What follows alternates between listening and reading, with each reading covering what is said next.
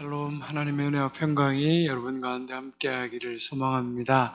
우리 앞뒤 좌우에 계신 분들에게 사랑합니다 라고 한번 인사하겠습니다. 한 번 더 인사하겠습니다. 존경합니다.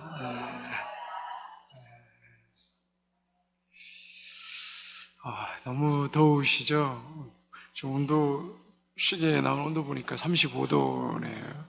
밤인데도 온도가 떨어지지 않는 폭염 가운데 있는데 다들 건강 잘 지켜가시길 바랍니다. 그래도 계절의 변화는 항상 한 8월 15일 넘어가면 또 한풀 꺾이더라고요. 또 하나님 주시는 또 그런 은혜가 있는 것 같습니다. 다들 삶의 자리에서도 강건하시고 하나님 주신 은혜 가운데 평안하시기를 바랍니다.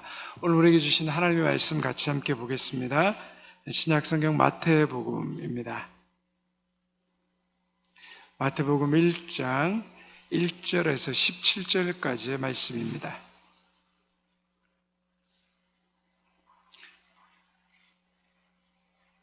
1장 1절에서 17절까지 제가 한 절, 여러분들이 한 절씩 교독하겠습니다. 이 계시의 말씀을 들을 때 살아계신 하나님의 음성을 들을 수 있기를 바랍니다. 제가 먼저 봉독합니다. 아브라함과 다윗의 자손 예수 그리스도의 계보라.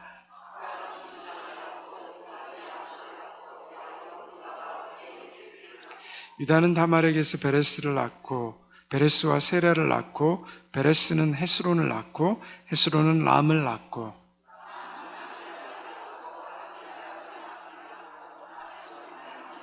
살몬은 라합에게서 보아스를 낳고 보아스는 룻에게서 오벳을 낳고 오벳은 이새를 낳고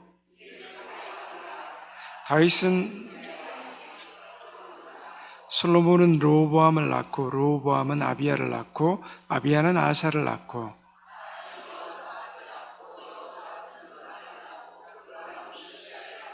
우시야는 요담을 낳고 요담은 아하스를 낳고 아하스는 히스기야를 낳고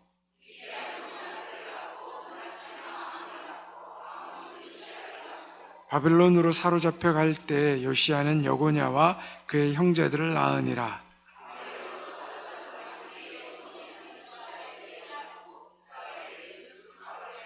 스룹바벨은 아비우스를 낳고 아비우스는 엘리야김을 낳고 엘리야김은 아소르를 낳고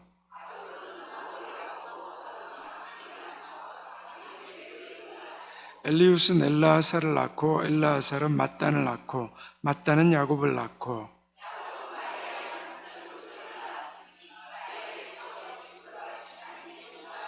함께 읽습니다. 그런즉 모든 대수가 아브라함부터 다윗까지 14대요 다윗부터 바벨론으로 사로잡혀 갈 때까지 14대요 바벨론으로 사로잡혀 간 후부터 그리스도까지 14대더라. 아멘.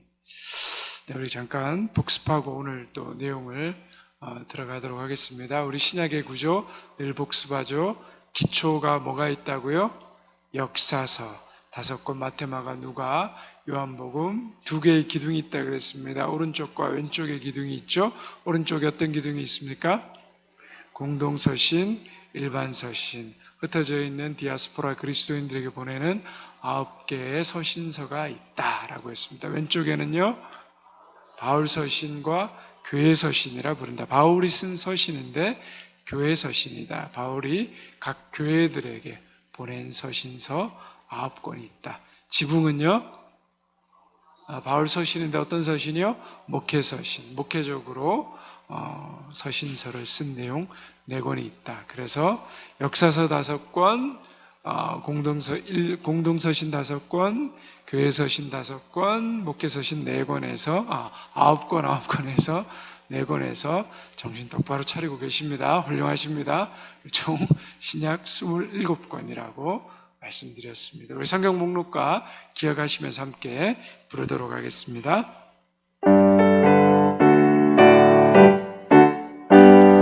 장세마가 누가 요한 사도행전 로마서 고린도 전후 갈라디아서 에베소서 빌립보 골로새 데살로니가 전후서 디모데 전후 디도서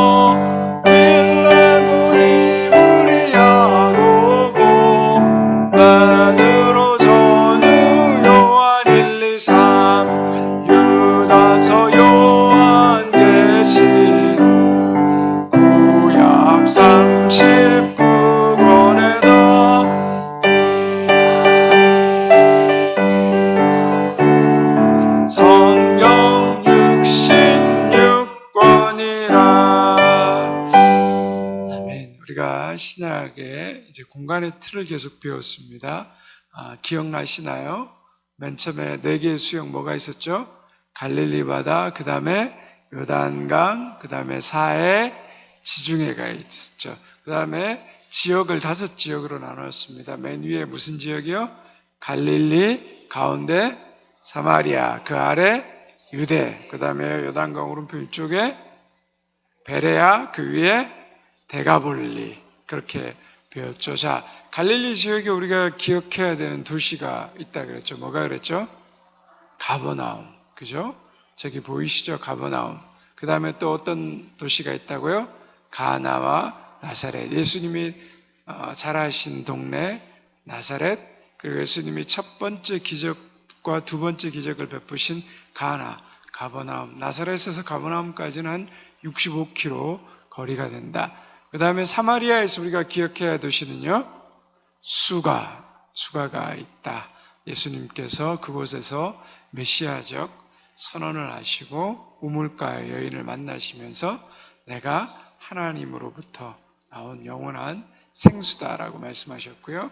유대 지역에서 우리가 꼭 기억해야 되는 건 예루살렘, 이스라엘의 수도, 모든 정치, 경제, 교육, 이 모든 역사의 중심점이고요. 그리고 예루살렘에서 한 10km 정도 떨어진 거리에 뭐죠? 베들레헴, 예수님이 나신 베들레헴이 있다라고 우리가 했습니다. 한번 지도를 비켜주시고요. 자, 갈릴리 바다, 요단강 사이에 저기 봤을 때, 자, 가버나움이 어디 있다고요?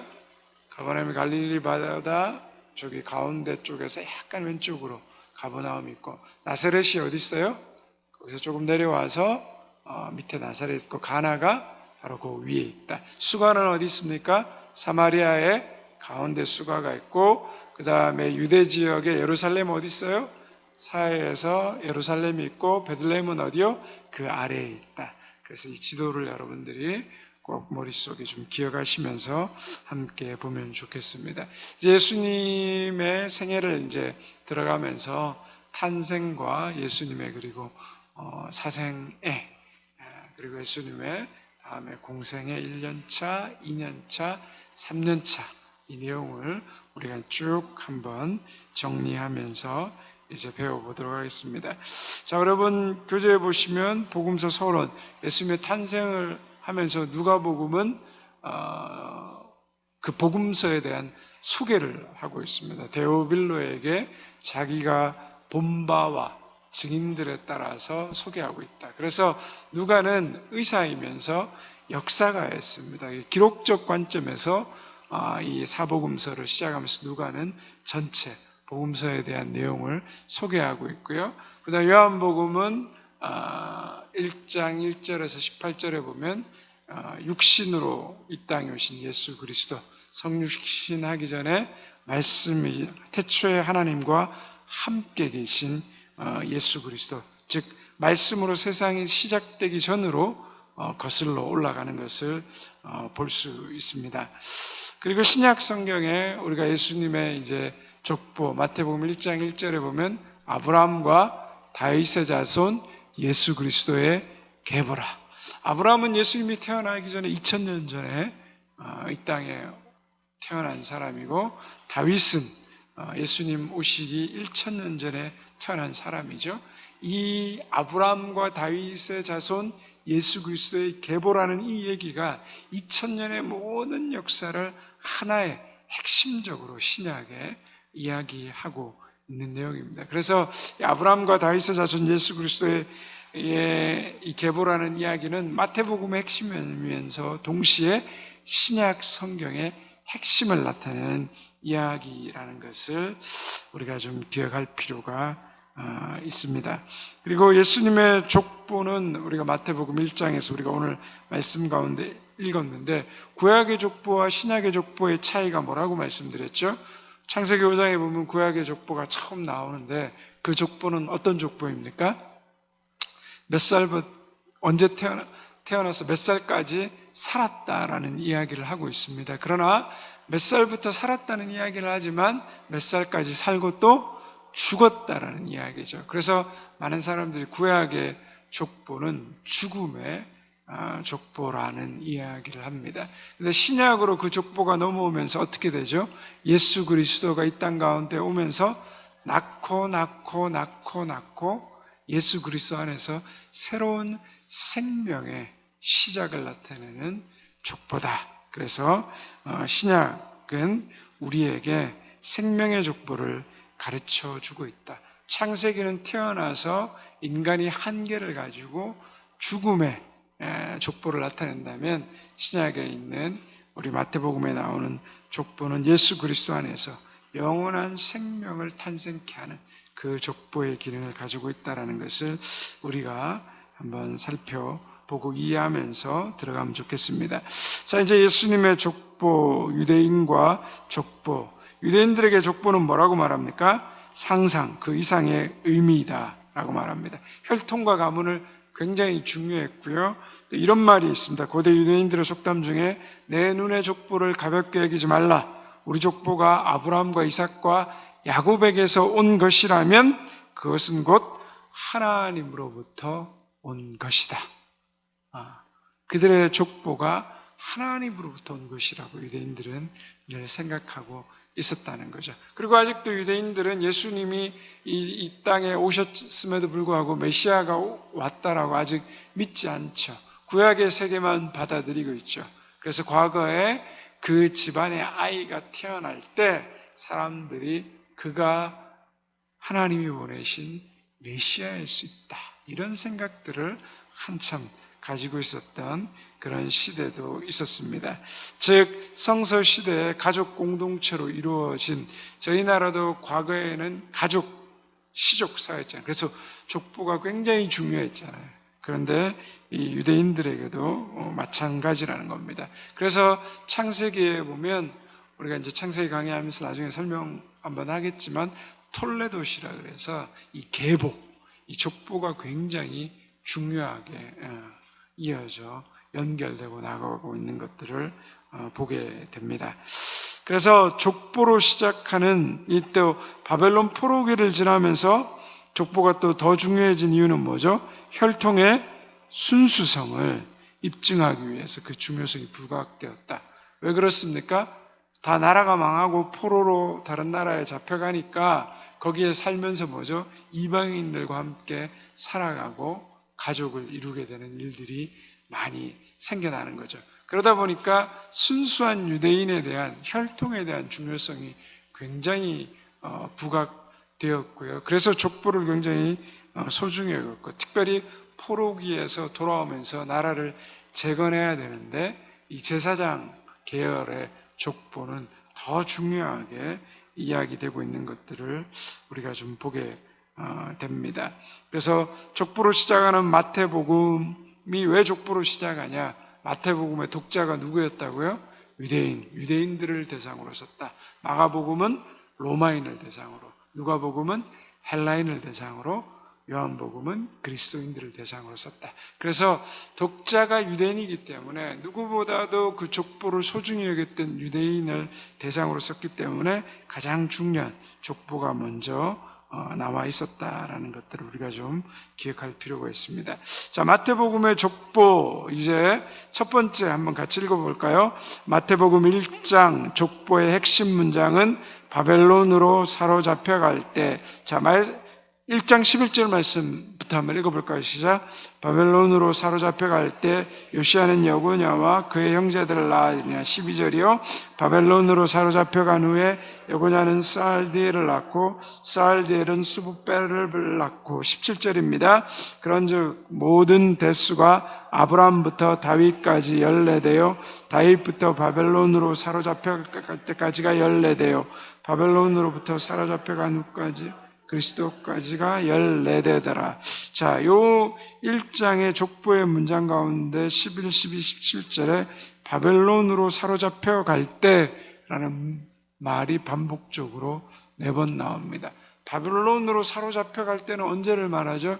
이스라엘 백성들이 바벨론에게 주전 586년에 완전히 망하고 시드기야 왕이 마지막 왕으로, 그 아들이 자신이 보는 앞에 죽고 두 눈이 뽑혀서 족쇄를 차고 바벨론으로 끌려갈 때를 말하죠. 이 역사는 여러분 어떤 역사입니까? 이스라엘 백성들이 선택받은 민족으로서 하나님으로부터의 어떤 그런 선민사상에 대한 자부심이 굉장히 있는 민족이었는데 그들이 멸시하고 천대했던 이방인들에 의해서 죽임을 당하고 나라가 망하고 왕이 끌려가게 되는 그런 역사 가운데 수치스러운 역사였다라는 거죠. 우리로 말하면 일제 35년간의 치욕. 내일 이제 광복절인데 우리 민족에 당했던 그 치욕을 생각하면 다시 언급하기 싫은 부끄러운 역사인데 성경은 그것을 계속해서 언급하고 있다라는 거죠. 왜 이 부분을 이렇게 언급하고 있는가? 우리가 이제 그 내용을 조금 이해할 필요가 있습니다. 이스라엘의 3대 성지를 꼽으라면 예루살렘과 베들레헴과 갈릴리 이 호수 지역을 뽑을 수 있습니다. 베들레헴에는 예수님이 탄생한 것으로 여겨지는 예수님이 베들레헴 탄생교회가 있습니다. 베들레헴 탄생교회 교회 이미지 한번 보여주시겠습니까? 한번 그 뒤쪽에 있어서 여기가 베들레헴 탄생 교회입니다. 거기 다음 장 한번 보여주시겠습니까? 거기에 들어가는 입구입니다. 문이 굉장히 낮죠.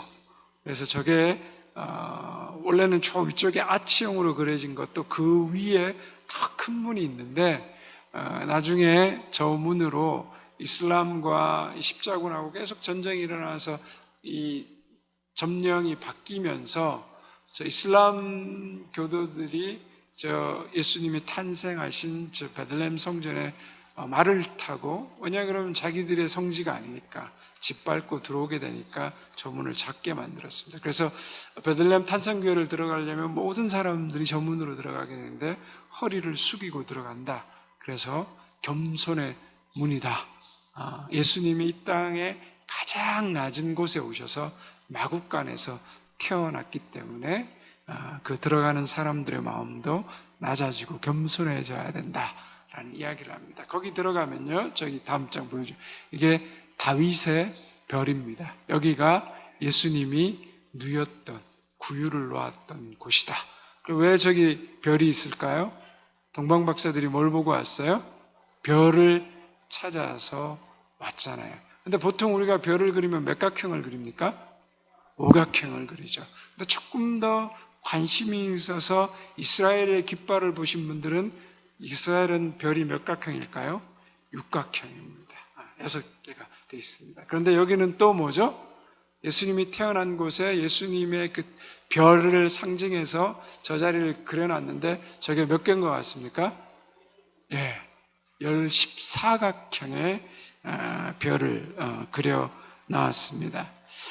자, 이 14각형이 바로 예수님의 이 족보에서 그 의미를 찾을 수 있다는 겁니다. 마태는 이 14라는 숫자에 모든 족보를 맞추었습니다. 우리가 아까 읽어봤듯이 14대라는 이야기가 계속해서 나오잖아요. 모든 대수가 아브라함부터 다윗까지 14대, 다윗부터 바벨론으로 사로잡힐까지가 14대, 바벨론으로부터 사로잡혀간 후 그리스도까지가 또 뭐죠? 14대라고 이야기하고 있습니다. 그런데 이 나중에 여러분들이 각각의 대수를 세워보면 14대 하면 총 몇 대가 나와야 돼요? 42대가 나와야 되거든요. 근데 보면 41대가 나옵니다. 맞지 않습니다. 그런데 여러 가지 말도 많고 이야기도 많고 학자들이 여러 많은 이야기를 하는데 그냥 단순하게 다윗부터 바벨론으로 사로잡혀갈 때까지, 바벨론부터 그리스도까지 여고냐라는 왕이 나오는데 그 왕을 2번 중복해서 서서 그렇게 14대를 이 마태가 맞춰가려고 썼다라는 그런 이야기를 하고 있습니다. 그런데 중요한 건 왜 그럼 이렇게 14대를 맞추려고 했냐? 거기 교재에 보니까 다윗 왕의 뭐죠? 히브리어 자음이 갖고 있는 숫자적 의미를 합하면 14가 나온다는 거죠. 자, 저게 히브리어거든요. 히브리어는 뭐죠? 우리처럼 왼쪽으로서 오른쪽으로 쓰지 않고 오른쪽에서 왼쪽으로 쓴다. 드브드거든요. 그래서 저기다가 이렇게 모음을 생략해냈는데 하면 다비드라는 겁니다. 그런데 히브리 영어 알파벳에는 숫자가 없는데 히브리어에는 알파벳에 숫자가 있어요. 그것을 게마트리아라고 얘기하는데 그 다비드, 저게 다비드라는 그 히브리어 다윗 왕의 이름인데 그 다윗 왕에 매겨진 이름의 숫자가 뭐라고요? 14란. 그걸 합하면. 그래서 우리 뭐 666 이런 것도 다 그 게마트리아에서 숫자들 뭐 이렇게 다 조합해서 나오는 거거든요. 그걸 합하는 거. 히브리어는 좀 그런 숫자에 대한 의미들이 굉장히 강합니다. 그래서 다윗이 14대라는 거예요. 포로기의 역사, 이스라엘 백성들이 바벨론 포로로 사로잡혀 갈 때 포로의 역사는 여러분 어떻습니까? 절망의 역사잖아요. 희망이 없는 역사잖아요. 근데 거기다가 이 14대를 맞추는 거는 뭐죠? 다윗의 이름을 드러내요. 왜 다윗의 이름이 이렇게 강조되고 있을까요? 다윗이 이스라엘 역사상 가장 위대한 왕이었고 메시아가 이 땅 가운데 오시면 유대인들은 뭘 꿈꿨어요? 다윗 왕이 이루었던 하나님의 회복의 왕국의 하나님 나라가 다윗 왕국처럼 부흥하고 가장 번성하게 될 것이다. 그래서 그 절망의 역사를 말하면서 그 가운데서 뭐죠? 이스라엘 백성들이 기다리는 희망의 메시아의 왕국. 그래서 아브라함과 다윗의 후손으로 오실 메시아. 그걸 이 족보 가운데 나타내고 있다는 것들을 우리가 기억할 필요가 있습니다. 그래서 이 14라는 것이 3번 다윗을 강조하면서 반복함으로 예수님이 다윗의 후손으로 오시는 너희가 기다리고 있는 메시아라는 것을 아주 강력하게 우리 마태가 드러내고 있습니다. 우리 아까 베들레헴 교회를 잠깐 봤는데 아주 짧은 그 베들레헴 교회 영상이 있어서 우리 시간 잠고 다윗의 별까지를 한번 같이 잠깐 보도록 하겠습니다. 이스라엘이 세운 팔레스타인 분리장벽이 도시 전체를 에워싼 곳, 예수가 태어난 마을 베들레헴입니다. 과거 마구간이 있었던 자리에 십자가 지붕을 얹은 교회가 들어서 있는데요. 예수가 십자가에 못 박혀 죽은 후 300년이 흘러 세워진 교회입니다. 이 탄생교회 입구가 문이 3번이 변했는데요. 저 위에 비잔틴 시대 때의 문과 이 십자군 시대 때의 문, 그리고 이 오스만 터키 때의 1.2m로 확 낮아지면서 누구나가 고개를 숙이고 들어가야 됩니다. 원은 이 말을 타고 들어가지 못하게 막았는데 오히려 누구나가 고개를 숙이면서 겸손의 문이다, 이렇게 붙여진 문이죠. 예수를 잉태한 마리아가 베들레헴을 찾았다가 하룻밤 묵었던 마굿간, 이곳에서 예수가 태어났는데요. 예수님이 탄생하신 바로 그 장소입니다. 아마 수십억의 기독교인들이 가장 보고 싶은 곳이 아마 이곳일 겁니다.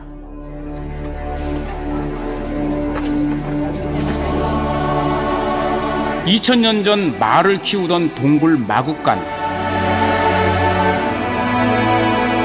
예수는 화려한 궁전이 아닌 초라한 말 구유에서 태어났습니다. 세상 가장 낮은 곳으로 오신 그분의 뜻을 기리며 기도를 올렸는데요. 위대한 인물의 탄생지로 인도했던 별입니다. 바로 동방박사를 예수님의 탄생 장소로 이끈 그 별이 하나 내려와 앉아 있고요. 별처럼 밝게 빛나는 삶이 아닌 사회의 어두운 그늘 속에서 가난한 자의 친구로 살았던 예수, 그 숭고한 정신을 새겨봅니다.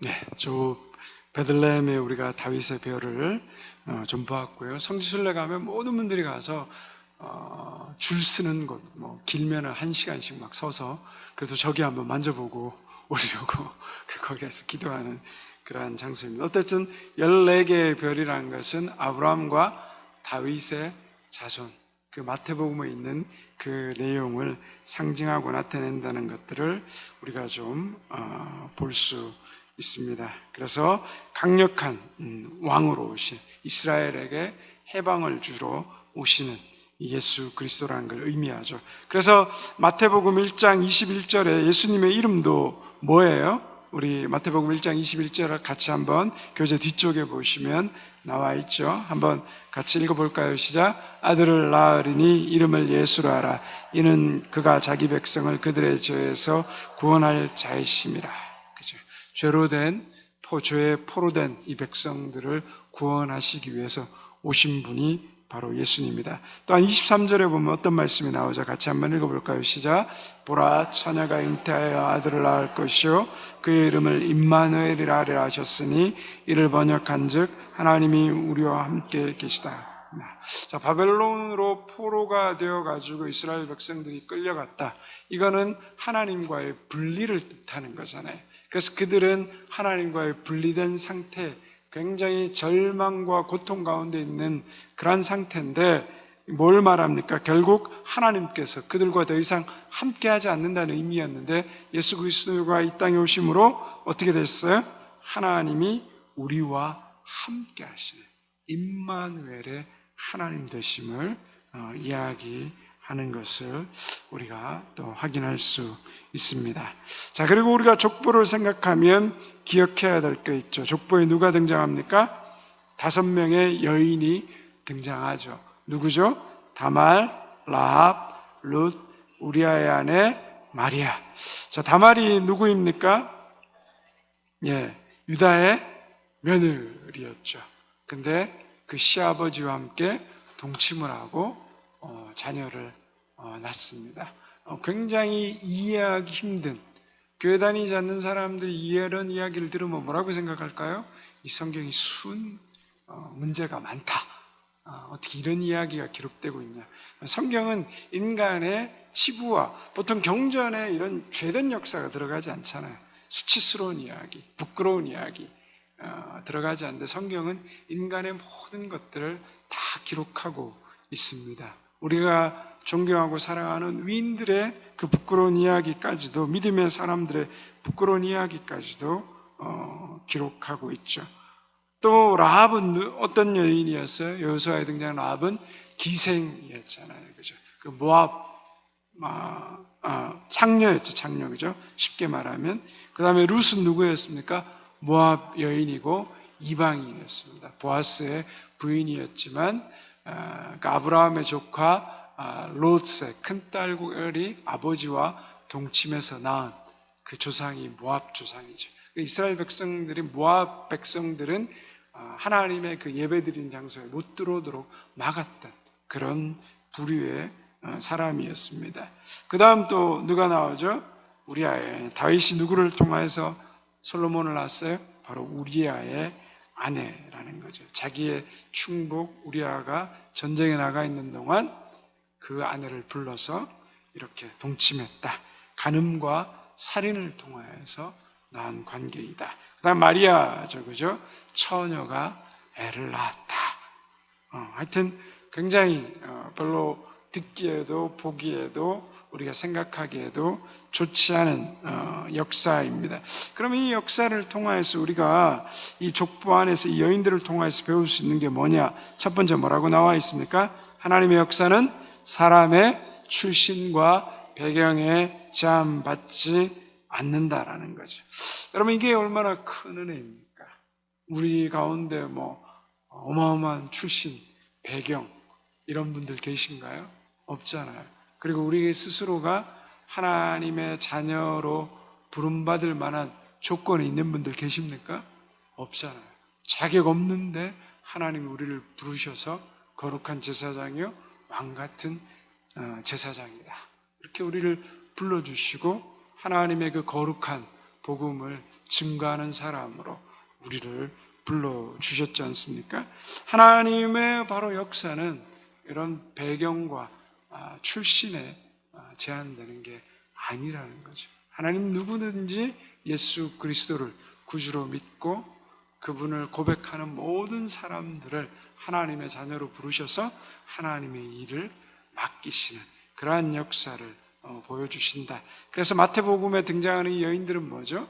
족보에 들어갈 수 없는 여인들인데 족보에 들어가 있는 것이 곧 하나님의 은혜이다. 그리고 또 두 번째로 한번 읽어볼까요? 남자, 여자, 이방인 같이 읽어볼까요? 시작. 남자, 여자, 이방인, 기생 등 다양한 인물을 등장시켜 예수님이 모든 사람을 위한 구세주라는 사실을 보여주고 있다. 그죠? 다양한 사람들, 이방인들까지 그냥 선택받은 이스라엘 백성들뿐만 아니라 하나님은 모든 이방인들까지 소외된 자, 가난한 자 누구든지 예수 그리스도 앞에 나올 수 있도록 당대의 절름발이, 안전뱅이, 소경, 부정한 자는 성전에 들어갈 수도 없었는데 예수님이 이 땅 가운데 가장 낮은 곳에 오심으로 말미암아 모든 사람의 구주가 되셨다는 것을 우리에게 보여주고 있습니다. 마지막으로 세 번째 뭐라고 나와 있습니까? 우리가 오직 영원한 소망을 두고 무릎 꿇고 경배하는 사람이 아니라 예수 그리스도밖에 없다. 자, 이게 무슨 말이냐? 자, 예수님의 족보에 다말, 라합, 룻, 우리아의 마리나 이렇게 5명의 여인의 이름이 나오는데 이 여인들 가운데 이름이 제대로 언급되지 않는 여인이 누구죠? 4사람이 있는데 한 여인의 이름이 없죠? 누구로? 그죠? 우리아의 아내죠. 누굽니까? 밧세바죠. 왜 밧세바의 이름이 나오지 않았을까요? 마태가 몰라서 밧세바를 기록하지 않았을까요? 왜 여기에 기록하지 않았을까요? 생각이 하시는 건 좋죠. 자, 뭐냐 그러면 밧세바의 이름이 기록되지 않는 것은 다윗의 후손인 이스라엘 백성에게 다윗의 뭐죠?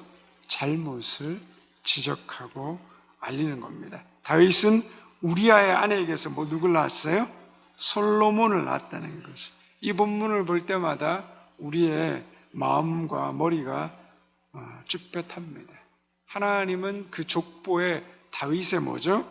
잘못과 실수에 대해서 분명히 기록하고 있다는 거예요. 우리아의 아내였다는 거죠. 다윗의 아내가 아니었다는 거예요. 다윗의 아내 밧세바라고 기록 안 하고 다윗이 우리아의 아내, 범죄함으로 이루어진 관계였다는 것을 보여주고 있습니다. 여러분, 죄라는 건 어떻습니까? 하나님이 죄를 용서해 주시죠. 다윗도 이 간음과 살인을 범하고 하나님이 용서해 주셨습니다. 그러나 그 죄는 용서받을 수 있는데 뭐가 남아요? 죄의 흔적이 남습니다.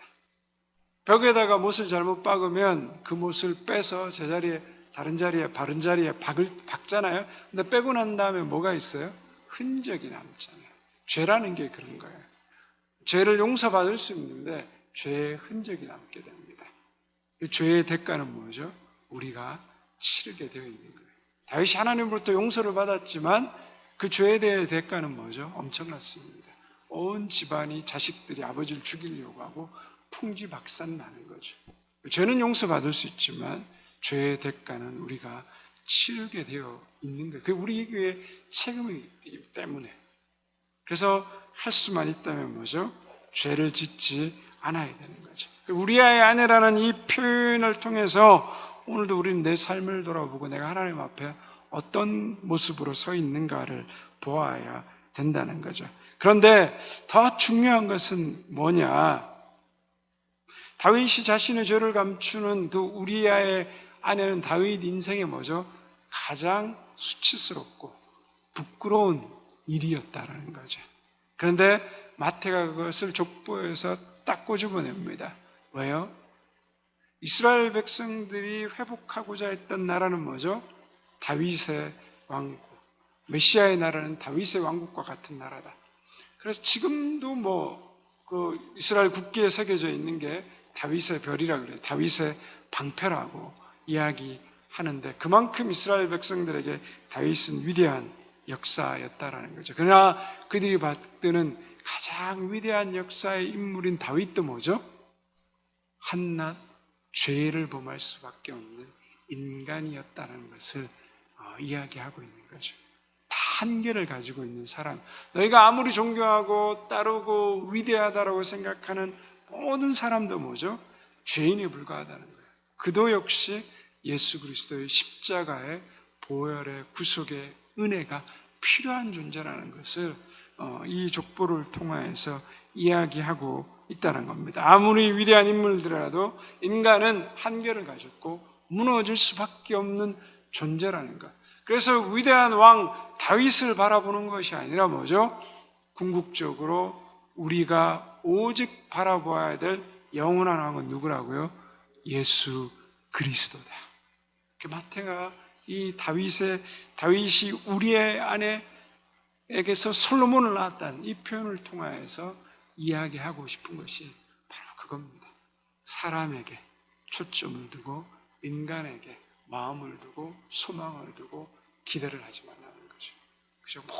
모든 사람이 사람에게 기대를 두고 인간에게 소망을 두는 사람들마다 뭐죠?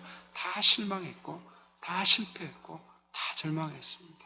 우리가 오직 무릎 꿇고 경배해야 될, 그리고 우리가 유일하게 소망을 두셔야 될 분이 누구라고요?